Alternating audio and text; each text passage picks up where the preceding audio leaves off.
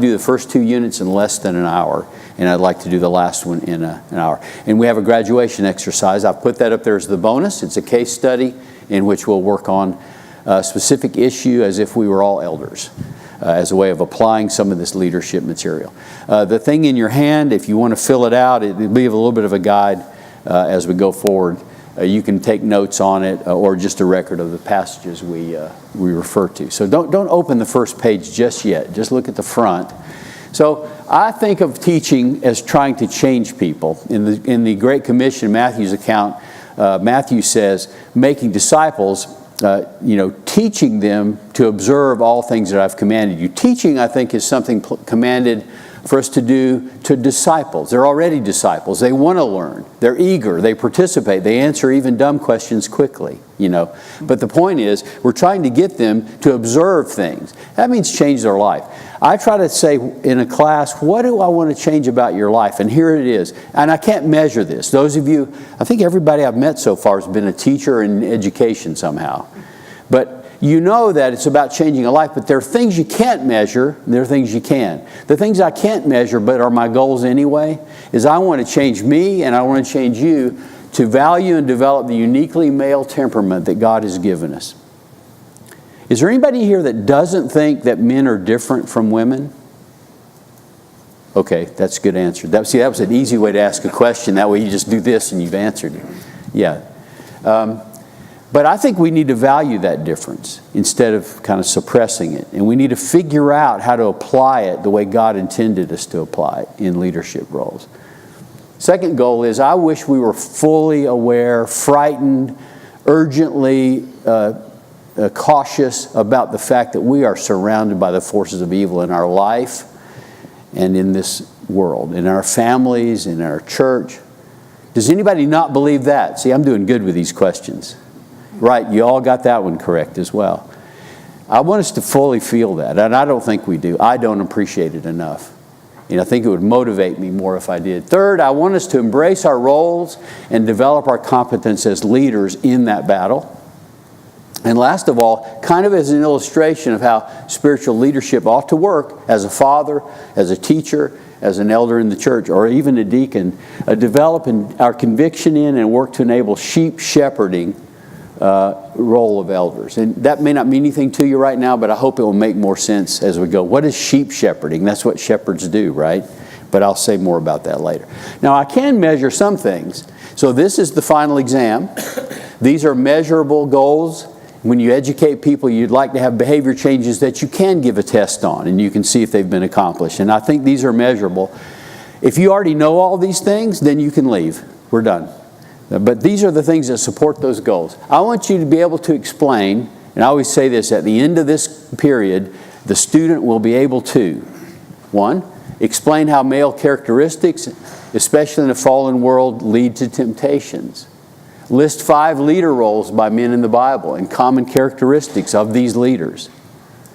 3 passages that describe our spiritual warfare. 2 aspects of our spiritual warfare and their consequences. Describe how the male temperament may be employed in this struggle. List at least 6 texts that describe the work of an elder. Distinguish between flock shepherding and sheep shepherding. Okay? If you don't know these, that's why we're here, right? So this will be our plan. List at least 4 exemplary tasks Paul performed as an example for the Ephesian elders. Describe the role of the flock in the growth and protection of individual sheep.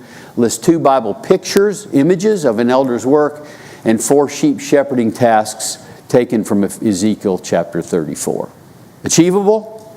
You think? Maybe? We'll see. If you don't, it'll be my fault. That's what we didn't accomplish. Okay? So I'm going to talk about male characteristics. So you still have your front page open. There's some space at the bottom.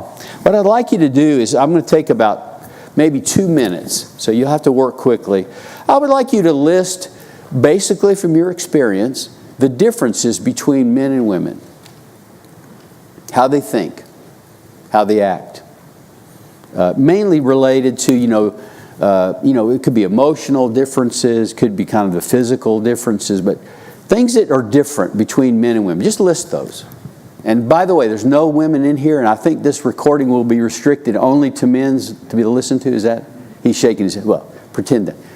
I have found that when I do this exercise and there are both men and women present, the answers are a little bit muted. I don't know why that is, but hey, only guys here, right? How many of you are married? Can I see that? Okay. Okay. I think that, man, you're there. Okay, so then you're experts. You know this answer.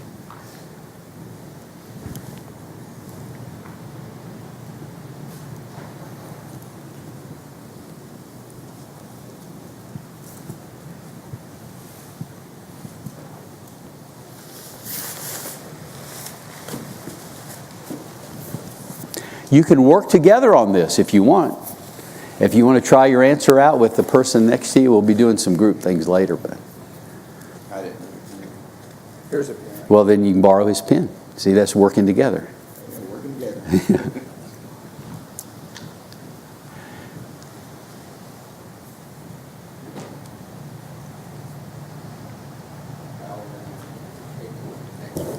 What's that? I said, when I got this, I already glanced. Oh, he opened the page. Yeah. No, those are my answers. They're not necessarily right. Yeah, they're pretty. Yeah.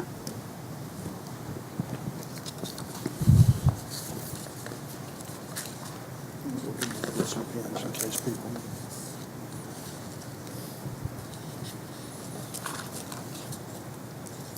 All right, let's talk about. Okay, once again, quick answers. Just throw them out. What do you got? What's the difference you can think of?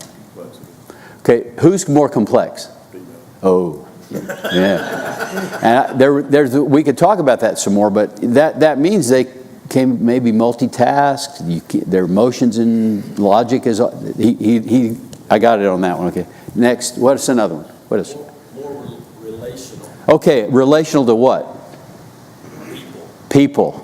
You hear that? Anybody? More emotional. Okay, there's a lot more swings of emotion and maybe even affected by emotions in the way of the decisions are made or that kind of thing. What else? More Nurturing. That's a people-oriented thing, but it obviously is related to the role of a mother who has unique capabilities and unique organs, by the way, if you didn't know that, to allow them to do that. And so, same thing. Yep, others.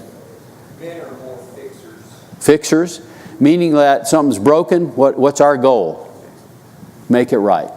Right? Good more. These are great. These are perfect. Yours what? Oh, she is right all the time. Yeah. Yep. Oh, you mean because she's right? Yeah. About spiritual things in particular? Yeah. That's an interesting thought. We should think about that. It is generally left to their own devices. Do you think men or women are more naturally spiritually minded? Say again? Okay, so that's a different point. I'm going to come back to that. Don't let me forget that. Do you think women are more naturally spiritually minded, think about spiritual things than men, or not? I think they do too, but I'm not trying to prove any of this. I'm just saying you've just had this in your experience. Some of you do, some of you may not. And now back to the intuition. Intuition kind of means you're not following a linear sequence of data collection and conclusion drawing and inferencing, right? It just says, I have a feeling about this. I can tell you stories about that myself, but that's just, and not only that, you might depend on, even when it's not right still, that might be the first thought you have would be an intuition. And, not to say that men don't have some of that, but women may be dominated. But other ideas, these are, yes? Well, it's not on here. Are you looking ahead? No. Men dress, decorate, design for comfort, and women do it for looks. That's interesting. I wonder if that's related to the people thing, because you think about how am I going to come across the people, where men are saying, "What's the job I've got to do?" I don't know. Okay, thank you. Yes, more. They want to talk things out. Oh, lots of dialogue, and in fact, a lot of times it's like repeating the same. If you ever listen in at potlucks, you just kind of scoot over there and listen to the women's conversations for a while. You ever done that? See what they're talking about, and then talking about it again, and talking about it, and then you kind of over to the other men's side. What are they talking about? You guys know what the men talk about. What do they talk about? Football, sports, winning, politics, fixing cars, boats I got, toys. adventures, money I saved, right? I mean, is this right? I mean, Yeah, when I ask a question, I want a yes or no. that's right. You be decisive, yeah.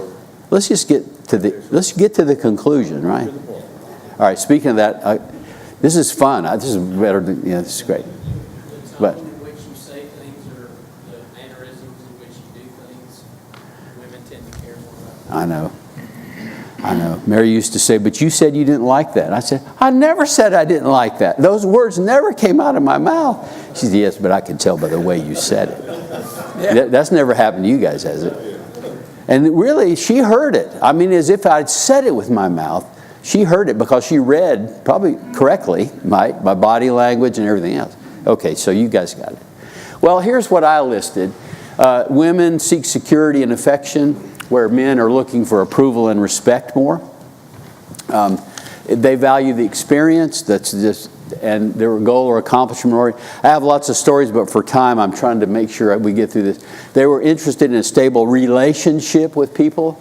Men are probably tendency to want to control things, control not necessarily in the sense of be the dictator, but just make sure I know what's going on and I accomplish what I intend to accomplish. I think maybe the idea there. Feelings are more significant, prefers logic. Let's get straight there. Their thinking method is parallel and spiral. There's a lot of science behind that, actually, in the way the brains are structured. They're focused on feelings, whereas men tend to focus on facts and events. Volatile emotions are okay, but for the most part, men are admire emotional control. And so I could say more about that. I think I've lost my emotional control, and it may be because I'm getting older and my testosterone is dropping. But it's an interesting phenomenon. But I think we do kind of want to be in control that way. Now, so the things on the right, one thing's how and what. So that's the point there. Are the things on the right, are they sinful? Are they righteous? Like the more the better? Is that true? No, I'm not. I'm getting no's on that too. But they're kind of there, and maybe they are, maybe they aren't. But the question, that's a tendency. So what happens? Now, I guess I would say they're not evil. But is it possible that the things on the right? Did you notice the blue and pink? I thought that was a nice touch. But did you notice the things on the right? Do they have some temptations that come along with them? Oh, sure. They're seeking approval, respect. Yeah, that's getting close to being prideful. Y'all hear what he said? This idea that we really want to be approved of. We want to accomplish something. That's getting close to being saying, I want to always win. Now we are kind of getting into something that might be a sinful thing. So, right, self-willed. So let's look at this chart. I'm going to move those things that were on the blue things over to the left and think about it. Do you see that if you're overly seeking approval and respect, you might be proud and demanding of respect when it isn't deserved and really is self-centered. Goal-oriented, that could easily become winning is paramount, and I actually disrespect losers, right? Losing and winning is the key thing. Wants to control things, meaning I want to have the world in a predictable place, and I'll buy tools, and I'll hire advice. But on the other hand, maybe I just want my own way. That could easily grow into that as a temptation. What about prefers logic, black and white? What's the danger there? Yeah, judgmental. I just want to be right. I'm going to win, and I'm going to win in this argument, and I'm going to use logic, and I'm going to defeat you in this argument, and that's my goal. Not to find the truth, but to push my victory in this argument of black and white issues. I may be impatient, and I'm not tolerant of indecision or hesitation, especially in my wife, who wants to think it through and wants to reason about it and talk it over again, and really probably didn't even bring up that topic to get a solution. She just wanted to talk to somebody about it because it made her feel a certain way, right? So that could happen. Focus on external facts. I might be callous to human concerns. Does that ever happen? Hey guys, come on. Just don't be sissies. Let's just do the right, admire emotional stability. I might suppress the sympathetic emotions. Colossians calls it the bowels of compassion in the old-timey terms, But I can suppress those. And then, of course, I might just be brutish. If all that matters is the actual literal words that come out of my mouth, and I just tell it like it is, right? Now, right? Get over it. I'm just telling the truth, and that's the way I am. I'm forthright. I say things the way they are. You see what I mean? You could see that tending toward not such a good situation, especially for leaders. So I think we need to think about that a little bit. Note some things about the qualification for elders. And I'll point this out later. Have you ever thought about how many qualifications for elders are that they're not something? I think it's 6 or 7 of them. And I mean, like a third or more. That's a kind of a boring person just to say what they're not. You know what I mean? Not self-willed, not greedy, not given to much. But it's interesting, the protections, it seems to me, that the Holy Spirit is given to elders against these temptations. Not to say the blue things are sinful as just characteristics, but you see how that could be a temptation that elders would face. Not they're puffed up, they're not self-willed, they're not quarrelsome, they're not quick-tempered, they're hospitable and gentle, they have good behavior and they're not violent. Do you see how those kind of relate to these temptations that probably come out of the created character that God put in us? Now I want to talk about that for a minute.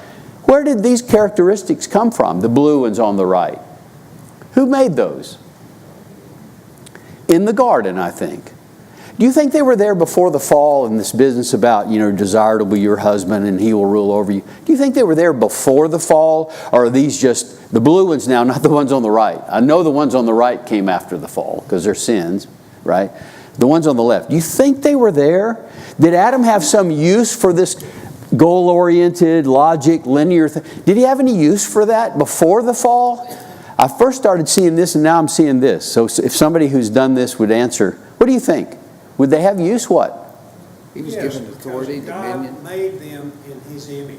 Okay. Does God have some of those characteristics? This is His image. Great point. But would it be useful for Adam in the garden? Obviously all they did was lay around, right? Work to attend. You got to tend the garden. Yeah. In fact, they were supposed to have dominion. Authority and dominion. That almost reads like some of those things on the left, right?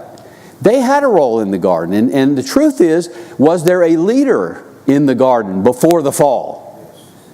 And was there a helper in the garden before the fall? And helper implies a leader and a helper. I mean, that's the idea. So I believe these things on the left were created by God to be, and the term that's used, and He saw all the things and they were, and very good, right? So I don't think we can necessarily take a bunch of criticism for the things on the left, but we have to understand that the things on the right are temptations. Do you agree with me on that? And so I think we need to value the blue, but we need to figure out how to channel it in the right way and be aware of the temptations we have on the right. I can't hardly pass without saying, I think we have a president that's that yellow side over there. I mean, if you needed to have an example of somebody with, self-centered and, oblivious in some ways to the feelings of others, whatever. I have in my lesson sheet, think of all the, the movie stars and the athletes and the role models we have that are put in front of men and boys today. Who are they? They're kind of the ones on the right. And it's no surprise that the Me Too movement has kind of said, I've had enough of that, right? You see what's happening politically here is I think the women are kind of reacting to this right-hand side. I think the solution is not to eliminate the blue, but to follow the golden rule and put all the other things in place that Christians should have as qualities. And that's probably why the qualifications for elders have that warning in it. Sorry, I've started shouting already. I didn't mean to do that. But this is kind of a key point I'm trying to make here. We are a certain way, and God made us, and it's very good, and we need to figure out how to employ that in the way He wants us to, and not the way Satan would have us do it, which is on the right. I think I'm going to skip over this. This is from the world, but they see that same model. I will ask you this question. You think of some macho men in the Bible who are like the yellow side over there? Samson. Boy, he comes to mind. He's like the first guy, right? You can almost check off every single one. And you could add to the list on the right, by the way, sexual sins are part of that. Don't you think a lot of times sexual sins relate to not just fulfilling a desire, but also the desire to dominate, and a lot of ego things relate to that? David, unfortunately, on occasion. But I'll tell you, somebody near David, probably more like the ones on the right for sure. Saul, King Saul, right? I mean, he was very impatient, lost it, a lot of times self-centered, all that. Good examples. Anybody else you can think of? Absolutely. Yes? followed his desire without any self-control. I've made a list for you just to think about. Remember Lamech? It's interesting to me that right after the fall, we get to look at what happens to the descendants of Cain. Remember? Cain the murderer. He didn't get killed, but he had a lineage. And you can almost see in that lineage some of the faults of the male character, the temptations going to seed. Take a look close. So Lamech, if you remember Lamech, he had 2 wives. First evidence that that's ever happened before. Why would you have 2 wives? Because you could, right? He dominates the... there are not many evidence of women having 2 husbands, right? But the man in his role in the fallen world. And, he takes revenge. You remember what he said? If Cain was revenged 7-fold or something like that. I don't remember the exact language. I'm going to be 70-fold. And he killed the guy for hurting him. It's kind of like, this is the way real men act, right? You mess with me, I'm going to come back and it's going to hurt you worse than me, right? I don't get even, I don't get mad, I get even, all those kind of things. That's kind of this typical macho role. I could talk forever about these. Esau, man, what a great manly man, right? Outdoorsman, huntsman. He was impulsive based on his immediate desires. You remember Simeon and Levi got even over their family honor, protecting their sister, and they ended up killing all the men of Shechem. I have trouble remembering that, see, but anyway. Samson, you mentioned. Saul, seething anger, competition for power. Nabal's perfect to me, which name means what? Foolish. Right? I don't know if that was really his dad named him foolish, or if that became the Hebrew word for fool because of what a knucklehead he was, right? So, what did he do? He insulted David. He said, who are you? A lot of slaves have escaped from their master. Just kind of trash talked him. And of course, superiority was based on his strength. Rehoboam, you remember the younger advisors. How are you going to rule, Rehoboam? By kindness and wisdom, or are you going to rule by mashing your thumb on people? And so he got the bad advice from that. So you see, those are kind of examples of going the wrong direction.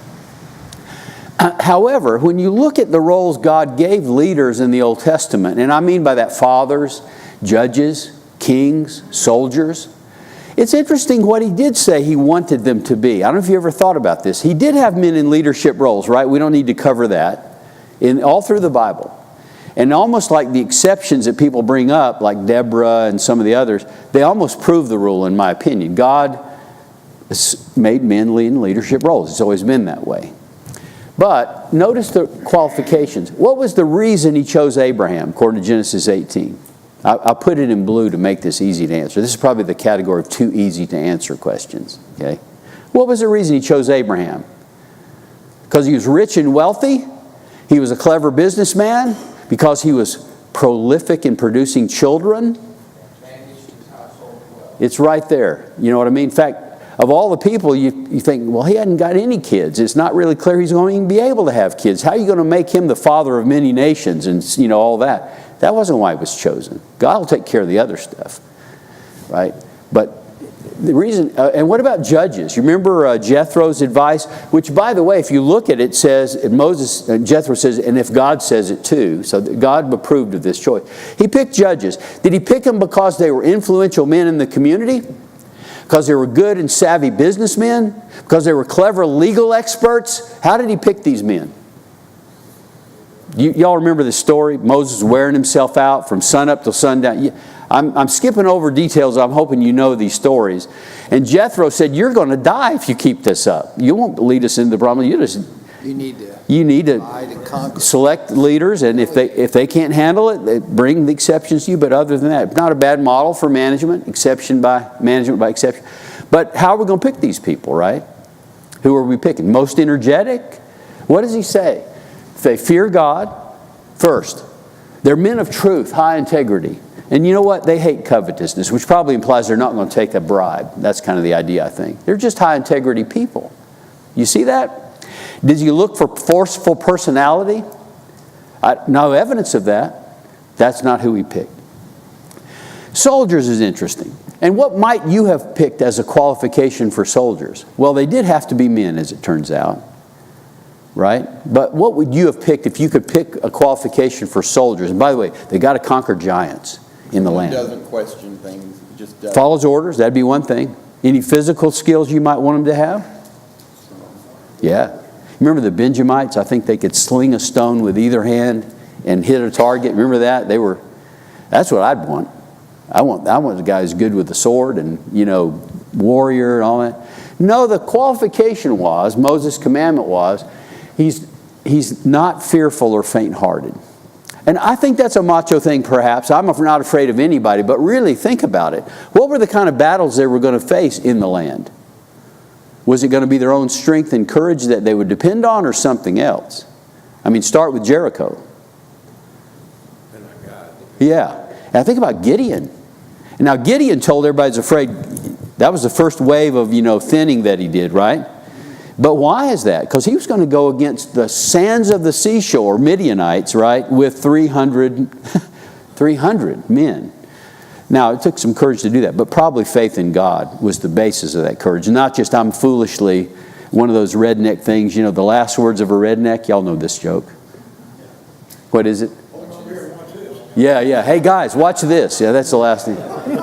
Not that kind of courage. I'm not talking about that. I'm talking about, faith in God. Yeah, we'll do it. If God says it, we'll work out fine. We'll march around the city if that's the way He wants to do it, right? Or take 300 men, or charge into the valley from Mount Tabor down to fight the Canaanites who in their iron chariots. I'm in. Let's do it, right? So, David, of course, God looked at the heart, not the outward appearance. Solomon, this is interesting. Know the God of your father, serve Him with a loyal heart and with a willing mind. Was he saying to Solomon, you got to be politically savvy, right? That's the main thing to be king. No, I think he's saying, no, you start with a faith in God. I think I've made the point here. Y'all with me on this? How about these proto-deacons, whatever you want to call them in Acts 6, who were appointed to deacon tables, Greek word. They have to be real good cooks because they're serving lots of widows, lots of food. Is that what's happening? No, they have to be great businessmen. They have to be politically aware. What are the qualifications for these men? Did it have anything to do with their skills for the task they were appointed to? Really look at it. Not really. Do you see that? And I hope you're making an analogy even for today appointing elders. In fact, look closely at that text right there. Were they actually going to serve the widows? Look close. Somebody's shaking their head no. Why do you say no? They were appointed over the matter. That suggests that they were organizing. I'm not sure that those 7 men would have been enough manpower anyway. But do y'all see that they may not have actually been serving or cooking or anything? They were probably just managing that issue. You see that? I think that's implied. Maybe a lesson for us when we appoint deacons is they should be appointed over stuff. Now, what kind of stuff? This is interesting. What was the point of having these 7 men do this? Was it just to keep the Greeks quiet? Was that the idea? Solve this problem of unity in the church? It probably did that too. But what was the reason for that? For others to preach the gospel. Okay, who? The apostles. Now, I'm a little excursion. I almost want to appoint somebody. When I get to rambling way off topic, if you just kind of do this with your hands, maybe that would save us time. I'm just kidding. I might. But this is a little bit of a ramble, but I think it's relevant, okay?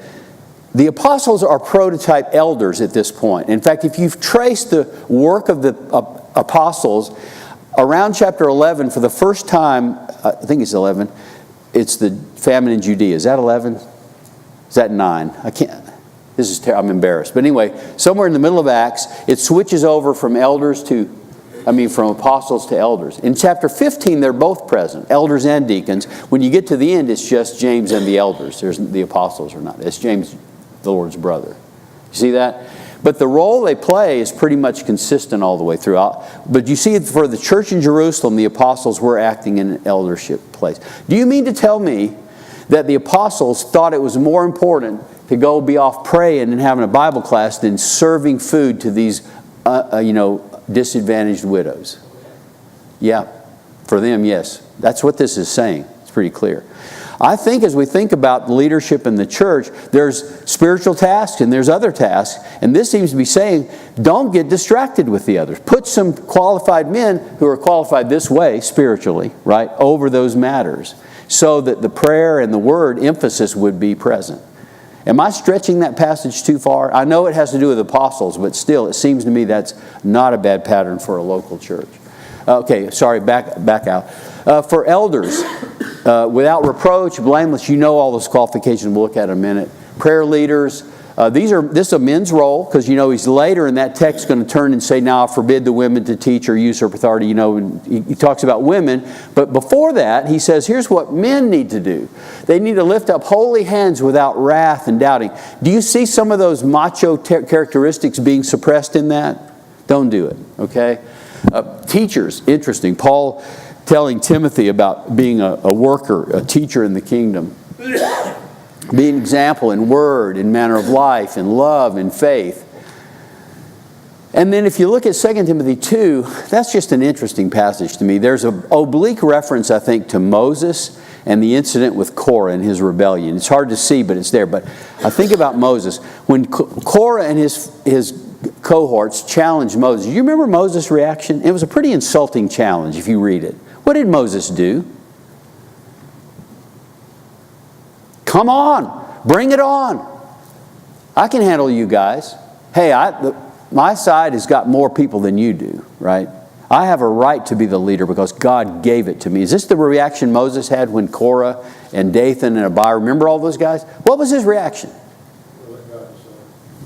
He fell on his face, on the ground, and he says, we'll let God decide this, right? He did. I mean, I'm picturing that in my mind of a leader who is threatened, questioned, insulted. Actually, if you read it. Well, anyway, there's kind of a reference to that, I think, in 2 Timothy 2. I think Paul is saying to Timothy, you are going to face some false teacher. They're going to challenge you. It's tough what you have to do as a young man, right? But the Lord's servant doesn't quarrel. He's gentle. He's patient. He's able to teach. He's humbly correcting. He's trying to rescue those that have been taken captive by the devil, is what he says, who oppose themselves. That's the way the teacher acts. So you're getting the flavor of these qualifications. Do you see a common theme in all of these things? These leadership roles. Okay. And then I'm not going to cover this in detail, but I think you know all these passages. If I go and scan the New Testament and look at the roles that men have, here are the things that I see. Holy hands, no anger or argument, sober, self-controlled, integrity, respectable, sound speech, ruling the household well with gravity, sacrificial love, not bitter or harsh, wise with regard to their wife, dwelling with them according to knowledge, giving honor, not provoking children or discouraging them. Do you see all that? Nurturing, chastening, admonishing children in Ephesians 6. I don't know if I'm creating the dissonance that I'm intending to, but something's bothering me a little bit. Do you see all those blue notes in these things? Do you see it's a little hard to find them in there? Do you see what I'm getting at here? So, I'm sorry, and add to that these other passages. The fruit of the Spirit, love, joy, peace, long-suffering, kindness, goodness, faithfulness, gentleness, self-control. And then the wisdom that's from above is gentle, willing to yield, peaceable, full. Do y'all see the point I'm making? Do you see those blue characteristics in there about goal-oriented, right? And linear thinking and logic and wanting to accomplish things and wanting to make a plan and make it happen. Are you seeing that in these?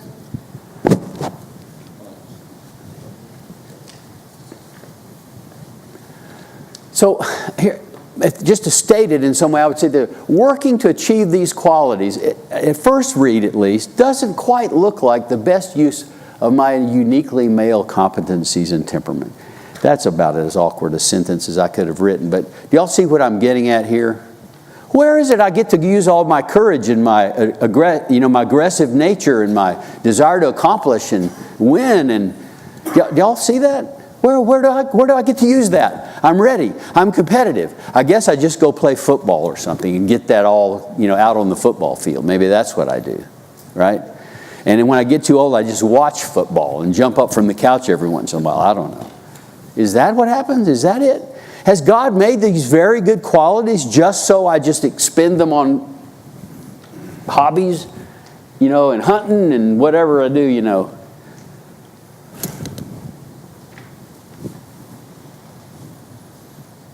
Maybe this isn't a dilemma for you. I don't know, but I'm creating this so we can think about it a little bit.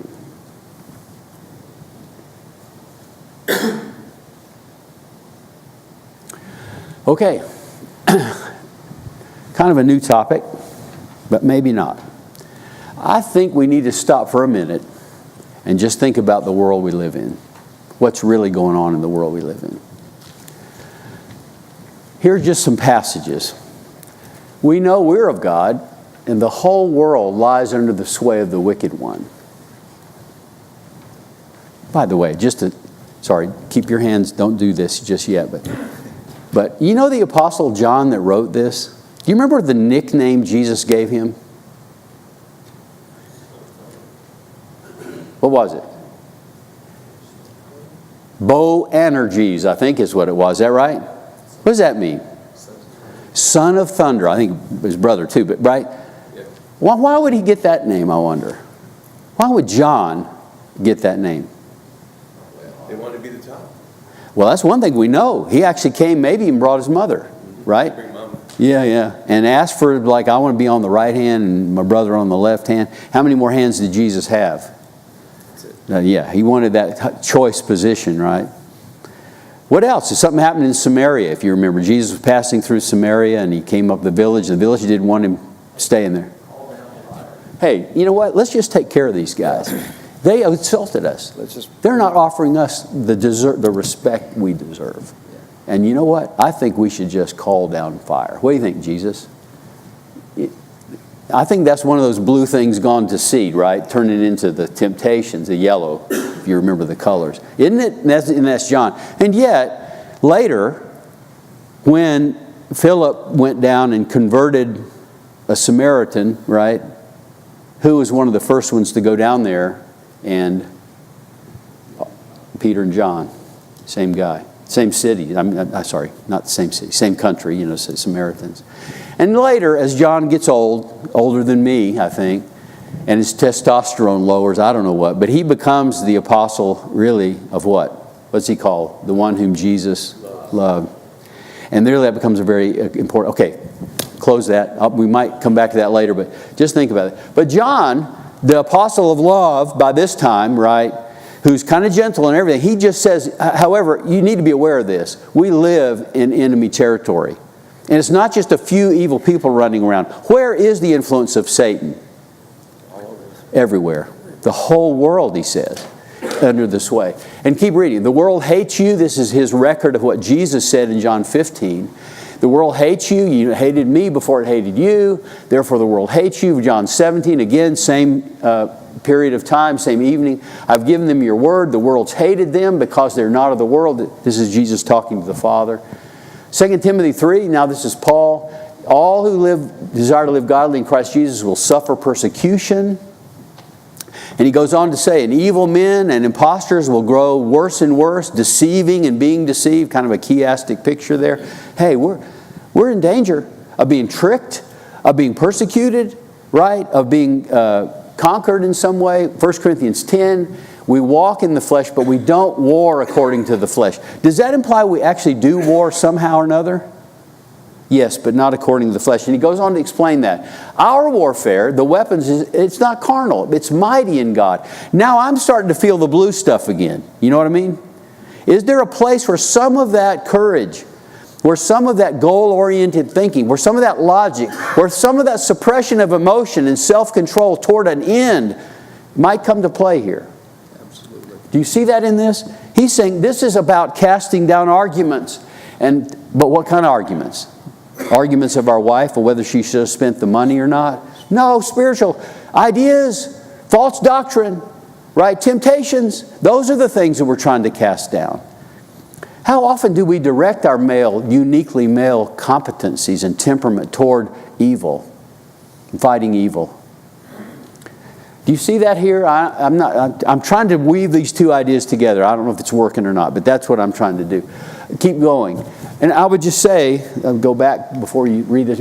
Is this just an external warfare? I've been wanting somebody to fight, right? Because I'm too old to play football, right?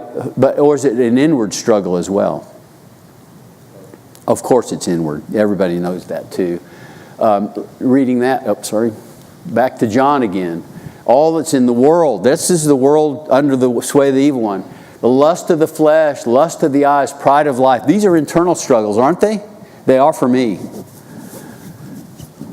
Your adversary, the devil, walks about seeking whom he may devour. I'll just tell you, I had a hard time getting this down to 2 charts in just a few verses. I kept thinking of more passages that talk about our struggle, our warfare, our enemy, the lion that walks about devouring people, that kind of thing. I beg you, as sojourners and pilgrims, abstain from fleshly lusts, which what? War against the soul. Right? Having your conduct honorable, that when they speak against you as evildoers, they by your good works which they observe glorify God. Ephesians 6, and more than just that little verse about the whole armor of God, but put on the whole armor of God. Does that suggest war and fighting? Yeah, it has to. And personal survival, actually. Wrestling, principalities, and so on. Okay, have I made the point? If we have to have a target, not have to, what is the planned, God's purposeful target for our uniquely male temperaments? What is it as leaders? What is it? It's the spiritual warfare. Do you see that? I mean, if it isn't that, what is it? Really, that's helpful. And maybe it will, and I'll just say it expresses itself in all the leadership roles, family, church, and other things, but I think that's the place it has to be expressed. And here's an interesting thought to think about. Why do we get married, for example? What are some reasons people get married? What's the first answer that most people would give? You're in love. What else would you do, right? Well, unfortunately, today there's lots more options, but it ought to be to cement the relationship somehow or another. You're in love. And by the way, if you're in love with somebody, you can't help but marry them. Isn't that right? Even if like it's bad spiritually for you and other things. I mean, we're in love, right? And our parents don't like it, and we're not, there's a lot of other disadvantages we'll have, spiritual and otherwise, but we're in love, right? So it could be that.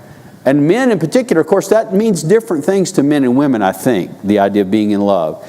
It wouldn't be the case that some people would just get married because they're sexually attracted to somebody. That never happens, does it? That's not quite the same as being in love, but yeah.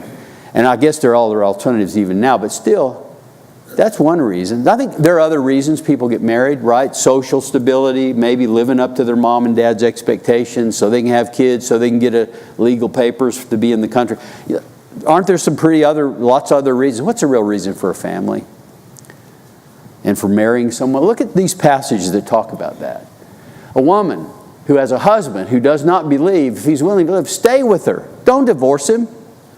Whether you're in love or not. What's the reason for staying with that man or staying with that woman? That you may not have very much in common with at all. Yeah, what's he saying? Influence to do what? Save them. 1 Peter 3, I suspect these are women, and I don't know how to think about it, but I'm imagining that they're married to a pagan somehow.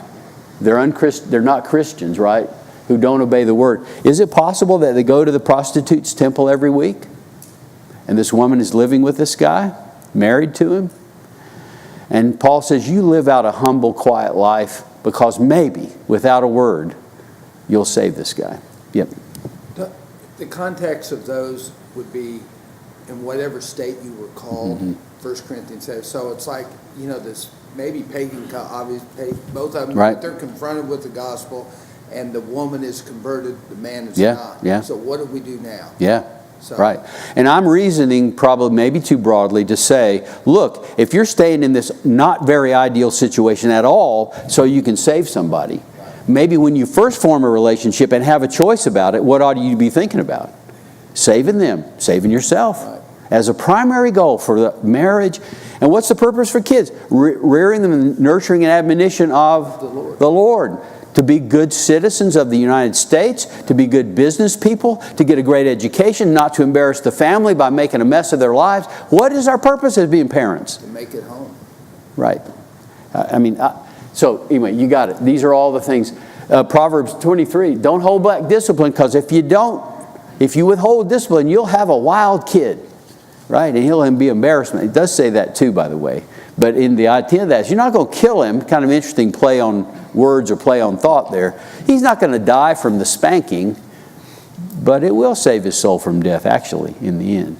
2 ways he won't die, I think, is the idea. And then 3 John, no greater joy than to know my children, Walking through. right, have good jobs, right, have lots of grandkids. No, that they walk in the truth. That's what it's about. Now, these are not physical children probably, but still, I think the idea is that should be our goal, our joy. Is that a challenge in life? To bring our family home, as whoever said that? Is that a challenge? Yes. Huge. Does it require courage? Discipline? Linear thinking? Yeah. Self-control? Yes. Emotional control sometimes? Yeah, all the things that were kind of in the blue. You can see how they start to apply here if you see the battle correctly, if you know what war we're trying to fight. Okay, does that make some sense? So I think I just made all these points. I was actually going to just step through each one and say, think of our spiritual warfare. Remember, it's within and without. It's not just our family, it's us. It's our war, lust, the war against the soul. But it may be that we are a family, deacon, teacher in the church, an elder, something. Whatever it is, in whatever role that is, would these be helpful? A desire to win and conquer? Yeah, if we know what we mean by that. What are you trying to win? Who are you trying to conquer? Cunning? What did Jesus say? Wise as... Yeah, interesting. He doesn't want dumb people. He wants people who are clever, who are able to think through... I'm stealing the signals from the offense over there, right? If you think about who that... Yeah. So, focus, single-mindedness, right? That's what I mean. Is that a uniquely male problem, by the way? You ever try to, read the paper and listen to your wife at the same time, or... You know what I mean? I can't do but one thing at a time. My problem in old age is I forget what that one thing was, because I'll get distracted by something else, but only one at a time. Strategy and planning, discipline of self, right? The same discipline that might be useful in the weight room, if we could apply it in moral issues or in our leadership, in our relationships, wouldn't that be helpful? Logic over emotion. God doesn't... Well, His Word is logic. You know that word logos is actually related to the way God deals with us. God chose through the foolishness of preaching His words. That's how we learn. We reason. That's the way God reaches us with His message. So logic is important, especially when there are emotional issues that get in the way of thinking clearly. Have you had that experience? I mean, so I think that's a uniquely... Courage, strength and endurance, determination, even stubbornness. Is there a place for that? Yep. Directed right. Yes. You see that. I think I've overmade the point. Okay. Then it's time for a break. And I did it. So I'd like to start right at 10:30, if we could, to go through. And we'll go for it.